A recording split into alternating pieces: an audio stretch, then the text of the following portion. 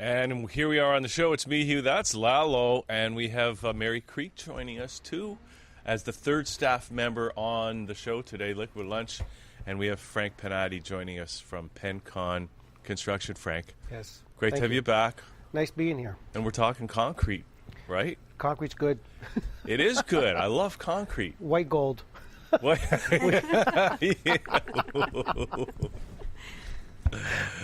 So now let's see. We had you on here a few years ago, and now we got you back. And so I don't know what's new in the concrete business besides the fact you guys are so busy.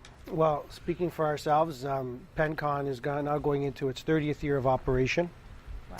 Wow. It's been a bit of a ride up and down, but nevertheless, it's been good. You started in '86, right? '86, I did, yeah. After college. Yeah. And so since the last time I was on the show and now, one of the biggest things that's been changing is our labor force. And it's according to what we're seeing, the industry is going to need anywhere from 250 to 300,000 new tradespeople in the industry. In the whole construction sector in Canada to meet the demands of what's going to be going on. And right now we have a heck of a time trying to find workers. A lot of the younger generation behind us, between let's say 25, 35, a lot of them don't want to do this kind of stuff. Because it's hard physical work. It's hard physical work. It's it's punctual work. You got to be there every day. Yeah. So it's very disciplined type stuff. But I mean, it sounds like. I mean, should we mention what you're paying? It's very financially rewarding. It sounds pretty good to me. You could be guys go from 25 to 30, 32 an hour doing this stuff.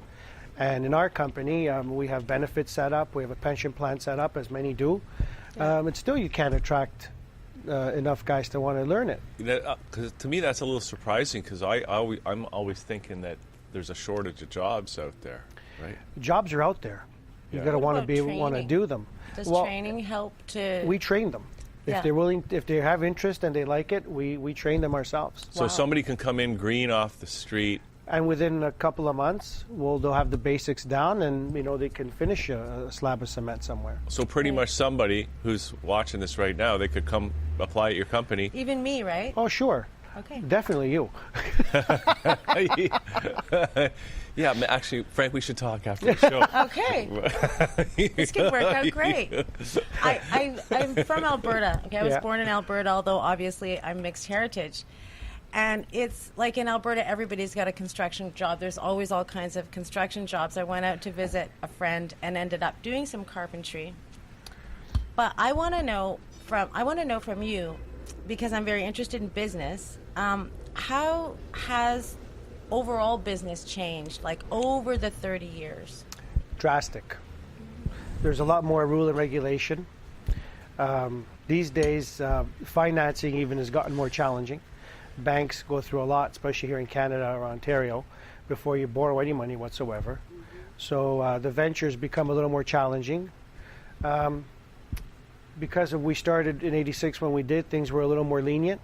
So if you needed to borrow $100,000 back then, it was a little easier to do. Where you try and do it now, everything's got to be dotted and T's crossed.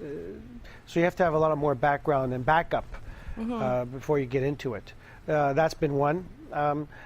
Also, we tend to do a lot of municipal work, and contracts, have changed a lot. They become more demanding. Contractors are more liable for things when they go wrong. Right, and when you're a contractor and you do your taxes, it's like being self-employed, right? Oh, yes. And so that's a whole other expense and everything involved in that. Totally. In my case, you have to have a CA do your stuff. Right. I wouldn't be able to sit down and do my taxes. Yeah. So that's another expense, right? Yeah. Oh, yeah. Yeah. That has to be passed along, and yet you're in a competitive market. You're bidding for contracts. Yeah. See, and as I was mentioning earlier, we're a non-union operation, and we still try and offer the benefits in the pension plan. I think sometimes things become more costly if you're looking at union shops. All that money gets passed on to the taxpayer, to the developer, the builder, and it gets passed on to the guy who goes into the condo at the end. And let's face it, from what we're seeing, trades aren't as skilled as they once were. Yeah. And when you move into a new place, you'll find sometimes a lot of deficiencies. Yeah. And that costs more. No, so what do you? So like, are you talking about trades like the plumbing and the electricians, electrical, all that drywall, stuff? the whole 9 yards. Why is it less skilled than it once was? It's because there's not enough skilled trade to go around. So if, let's say there's 100,000 plumbers, Yeah. maybe half of them or 70,000 will be really good ones, Yeah. and the other ones get scattered. So if they end up on a job that you're doing, you know, you might be in for some issues as you go on. You know, I'm just wondering about it because. Go ahead. Oh, no, I was just thinking. You think, you know, the amount of money that's being offered for these kind of trades, you have more interest of that's people who what I want to would pick think. it up, but it's not like that. It's an unusual problem to have. You have the work and then can't find the people to do Especially when you hear about people can't find jobs, Yeah. right? It depends what kind of jobs you're looking for. When they say you Right. can't find a job, But the thing is that these trades jobs, they're great jobs. They're high-paying jobs. There's always demand for they're them. excellent jobs. Yeah. And they're jobs that, you know, will always keep you employed at one level or another, because you're always going to need a plumber, you're Yeah. always going to need an electrician, you're always going to need the guy fixing the sidewalk on the street, you know, the guy doing the asphalt on the road. It's getting harder and harder.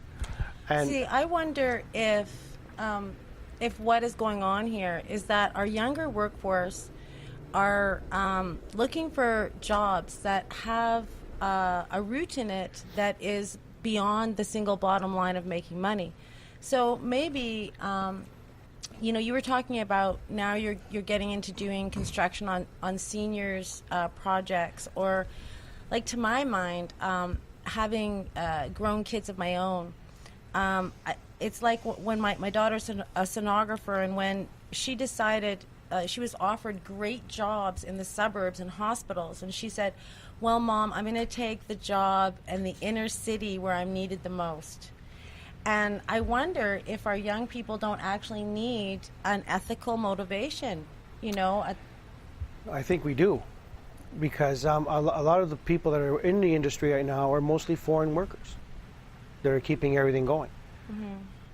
And it's sad to say. I wish we had more, you know, Canadian or North American type, but So what is the problem, do you think? And I wonder if it was always that way, that the skilled workers, because I remember when I was a kid, you know, and they were building a house next door, everybody was speaking Italian or French or Portuguese. whatever, right? Yeah. You know, so I wonder if that's almost always been the case in Canada, that we haven't done a good job of training skilled tradespeople. And also maybe it comes down to how you were raising our kids, right? Maybe parents don't want their kids in those kind of jobs. And, you know, when the kid's growing up, you know, a job's a job, but if he's not exposed to how good the side of not looking down on it. Yeah, because it's the easy way out, right? Yes. The easy Like today way it's all out, and computers. working hard and just If you take doing the your average, job is maybe not as valued. If you take the average teen and say, would you rather be doing some IT work behind a desk or out, you know, shoveling some dirt into a wheelbarrow, what do you think, you know, chances are Yeah. they're going to want to go behind the desk, Yeah. you know? Yeah. But meanwhile, even though that job pays more, probably. Well, but there's a lot of, you know, I think there's difficulty in finding those white-collar jobs now, and they don't pay, Yeah. a lot of them don't pay, like, Yeah. the kind of rates you're talking about. Yeah, the And white they're collar not job. offering benefits. No. A lot of these corporations don't need to. They're offering psychological counseling. From That's what they're offering instead of as you were asking the question about business changing, a lot of major corporations are subbing their work. Yeah. So they're putting in to temporary contracts. That's right. Even with nurses, they Yeah. go into a nursing home to work. It's on a temporary contract, and then either they renew it or they don't. You know what I want to talk about with businesses here? You have become a member of that channel. We're trying to talk to business people about how to do business differently. I think we need more training. I think we need more in-kind, non-cash trade between businesses. And I do actually think that we need to look at the bottom line. And if we're just offering money, I don't think that's enough incentive. No. I think those young people want to know they're making a difference in the world. They're interested in the environment. They're interested in all these bigger ideas. The internet has opened everybody up. So maybe I think it's more that, like, maybe people just don't want to go to work, pay the money, have the goods on the weekend and do that. They want more from life. And maybe the construction job needs to add an element of, and I would say, of culture, of that family culture, of that camaraderie, right? In recent years now, one of the biggest things in construction is recycling. We recycle everything. Everything from the copper pipes to the gravel we dig out to the rocks we dump to the asphalt. That's and great. It's being recycled and reused again. That's great. And it's, where we are allowed to bring it to dump to when you got to get rid of it is also restricted. You just can't, go dump it into the lakes anymore. You can't go dump it into conservation areas anymore. I mean, it's got to go to plants where it's going to a plant. It's going to be recrushed, reused, and resold. That's great. And that's I'm really happy to hear that. Yeah, that's really that's the last 10, 15 years. That's been a big thing. Yeah, that's just like logging back home. I'm from BC. Once upon a time, the loggers just dumped all their stuff out there, and now they have to take care of it. And yeah, I think if we think about really positive things that happen within the context of business, then it can be more appealing. Well, this recycling thing is really making a big difference on how we live and environment, the air we breathe, and where your kids go to the beach and how they enjoy the parks and stuff. Definitely. So I'm gonna ask him a few more things just about his business. Okay. So, like, if I want concrete, what do I do? And if I'm a homeowner, how do I get it? If I'm a business, how do I get it? If I'm a big commercial guy? Well, if you're a homeowner and you're looking to do some concrete work, patio work, colored and stamp work, decorate your porch, whatever, you could go as easy as going into the Yellow Pages or going online and Googling concrete companies, and a whole bunch of us will come up. But what if I asked you? If you ask me? Yeah. To do what? To do what you were just talking about for home. Oh, if you want to get in touch with me? Yeah. Well, as soon as you put in concrete, our name comes up. So do you do home stuff? Like if somebody needs their stairs poured or something like that, you'll do that? We do. We've done, our website will show we've done hundreds of patios, walkways, decorated porches with colored and stamped colors. What's that cost for a basement stairs? Well, it averages about $7 to $10 a square foot, depending what you're looking for. A square foot of poured concrete stairs. Yeah, as that's get prepped and done, or a walkway. But do you design it too? Like, what if you know? We'll show you. We'll show you different things you can have. What you got to do? So say 7 to 10 per square foot. Yeah. So if you've got, let's say, 100 square feet, it might be $700. Okay, can you it? put like sparkles and like stuff in it? I can tattoo it if you want. Okay, that's what we want. We want that channel concreted with this design. That's right. I'll do that. Actually, we had one. We put a compass star in one. What'd you do? Sorry? The guy wanted a compass star. Oh yeah. So we did a compass star in different colors. Nice. Yeah. Very nice. Yeah. Also, now what we're going into is, as I was talking to Mary, is I'm building a healthy seniors living residence. I want to talk about that. Yeah. Tell and me where about is that? Keswick. Okay. It'll be in Keswick. It's going to be an 8-unit apartment, a whole single-family dwelling, and I'm just working on getting licensed right now. I'm going through the documents and reading what I got to know. So you're building it for yourself? Well, I'm building it, and we're going to run it as an operation. Right. Okay. And we're not decided if we're going to run it ourselves or if we're going to sub it to somebody to run. A project manager or a property management There's company. people that run these things, and also I want to build something that's going to be state of the art, where it's cost efficient. And this solar is panels. Your efforts at changing the world, right? I'm changing it. Yeah, and making it a better place for all of us. So what was the idea behind this? Like, what was the genesis of it? I wanted, as a student, I actually worked in a healthy seniors living residence. But now, over the years, the demand, and our age group is retiring so quick, and especially in York region, there's huge demands for healthy retirement homes. And the average Canadian can't even afford to live in one. Yeah. They're averaging anywhere from $3,000 to $5,000 a month. I'm trying to get it to a point where it's effective and affordable for more Canadians. Good, because without, having too much of an opinion, I think outsourcing the government is a really good idea. Yeah. And I also did a little bit of reading on another thing now. Senior co-op living is becoming big. It started in Denmark, this idea. Right. And there's many of them in Vancouver. And I think there's one starting up here in Toronto, if it's not already in Yaga Baba. Yaga Baba. And apparently it's when people reach a certain age and they live in these type housings, they stay healthier longer. Yeah. And I also read that they actually saved the government almost $50,000 a person Right. in long-term medical care. Right. Because they're healthier. They're healthier. They're just- living together more. they're happier. They're happier. They're doing things together. They're doing excursions together. They're most times probably having dinner together. If Yeah. somebody is sick, somebody goes in and helps. It's quite the thing. I think it's wonderful that you're pointing out that being in business is more than just that, and it's about doing great things. Being in business is a privilege, Yeah. and it's not just for your own self-acquirements, but that everybody around you does well, Yes. and that's what I like to see. So Excellent. you're calling it healthy retirement homes, but what does that mean exactly? Well, if a person is bedridden, Yeah.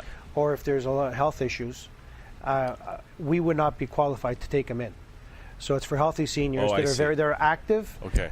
They're still very mobile on their own. Right. And Yeah. when they get to a point where medical issues start to turn, then they may have to move on to a long-term care facility. Right. Where you've got that. Because I notice a lot of these retirement villages that are being built now, they'll have both. Yeah. They'll have it so that where you have some units where they are the healthy seniors, and then they have another wing where it's the... Yeah, and those are bigger operations too. Yeah. Yeah. And you've got to have, when you get into long-term care, you've got to have doctors on staff, you've got to have nurses on staff. The whole cost is completely different and more regulated as well. Yeah. Now, any plans to expand this or to get into any other kind of residential development? Right now, this is enough. I'm just trying to launch the Healthy Seniors Living Residence, is what I'm working on now.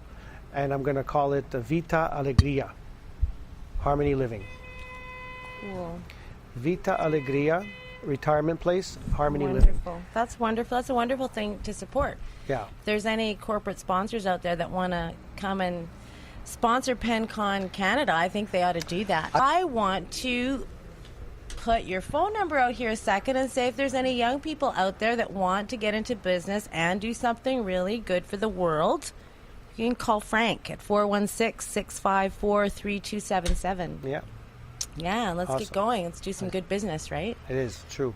Yeah. So now you're doing so you will do that kind of concrete work around the house. Oh, yeah. Right, for individual homeowners, but you're also involved in like developments, doing the curb work, Commercial, industrial parking lots, a lot of that we do for private clients. But that's usually those are. Do you do the asphalt as well, or just the concrete? We get it ready and we sub the asphalt to a bigger company. I see. So you can take the contract. Oh, yeah. And get the asphalt done. And still be competitive. Yeah. Yeah. Nice. Yeah. As long as there's, in our case, as long as there's more concrete involved than actual asphalt work, we can compete more. If it goes more on the heavier asphalt work, then we'll probably work as a sub to them. Right. Yeah. Okay. So you're doing that stuff, and any other areas or sectors where you guys are operating? No, just that's basically what we've been doing, and I do my charity work. I get involved with the food bank. Yeah, Hospice Bond is another one of my favorite charities as well. Nice. So what are you doing for these guys? Are you like donating food or just helping Sometimes them we out? help pick up food and bring. When we get into the holidays, we've offered our trucks many Yeah. times. We donate financially. Sometimes we raise money within the company itself, and then I match things like Lovely. this. That's lovely. That is wonderful. Now, I do want to just ask you, I mean, Lalo was asking you earlier about the changes in business since you started, right? And you were talking about a lot of the regulations are just creating red tape, making more work for you, and that's Yeah. costs that have to be passed along. And also taxes have gone up. Taxes up, yeah. And I mean, when I think about it, I think that if it's not for the business sector, especially the small business, really, that's where the jobs come from. That's where the wealth of the nation comes from. I understand that 85% of our economy runs on small business. People are employed through small business more than anything else. Corporations don't do a lot of big hiring anymore. Like, they sub a lot of stuff out. They're laying a lot of people off. Yeah. Well, right? look at our, recently with CP Rail, Bombardier, Yeah, all that stuff. and more coming up. But what gets me is that you often hear about, you might hear that, all the job growth is in the public sector, right? Yeah. But where does all that money come from to pay those high-paying government jobs? It comes from the increased taxes and the regulatory And burden. and broadcasters like yourself. Well, right, Frank. That's why I'm trying to pick your brain about this, because I already know how I feel about it. I don't like it either. Because of what they're doing, they're making it hard, and in some cases impossible for the small business, the business person To get going. or keep it going. Yeah. Right? And then what do? They close down. They go on welfare. Before, when we started, the rule of thumb was that if a construction company started and could survive the first 7 years, Yeah. it was good to go. Yeah. Now, in my view, if I had to tell you, it's going to be you got to be around the first 11 Yeah. before you could say, okay, I'm going to go. I'm here to stay. I mean, but here we are. We've had the benefit, at least in the Toronto area, Southern Ontario. Yeah. I mean, it's a never-ending growth since the Second World War, right? It's been golden years for a long time. Yeah. No. So we just hope that Somehow that we doesn't can turn around, right? And we hope that it can keep going. Yeah, and businesses have to get together to work to make it happen. Absolutely. That's what I meant by outsource the government. We need more communication from private business to private business. That's right. So, and what would you tell if you had to say something to the government? Well, we have the new government in Ottawa now, and we have the provincial Liberals here in Ontario. I mean, is there any kind of message you'd like to give to government? Lay off the restrictions, and we need to look after our own backyard more. Yeah. This is And starting I'm to talking sound about like the 5 people. important questions. Should I ask him the rest of them? No. I'm looking more. We'll ask you later. I think we need to take care of our own backyard a little more.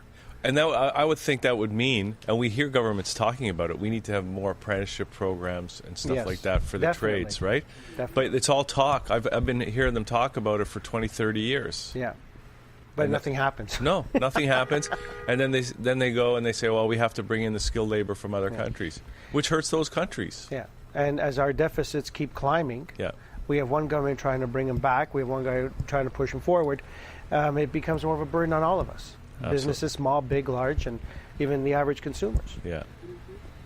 And it seems like the governments can't, unlike businesses, which have to, because they have the discipline of. Well, we have no choice. I mean, we haven't got a bankroll. I mean, we've got to either make changes or you lose. And you can only lose so many times before you have to close the doors. But the governments, they can't seem to just keep control their printing money. spending, right? Yeah. They just keep printing dough. But in the long run, that's going to hurt everybody. Sure it is. We just have to do it ourselves, including printing down. We're mortgaging our future. We're mortgaging our kids. Yeah. That's right. You know, your kids go buy a house when they need $1 million to buy a home they could have bought for $300,000 or $400,000.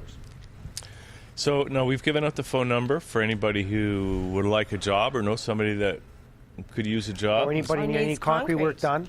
Concrete work, they can call the number, or is there a website or email? There's a Pencon-Canada Okay. is our website, and they could go in and see the variety of different projects we've done over the years, including residential.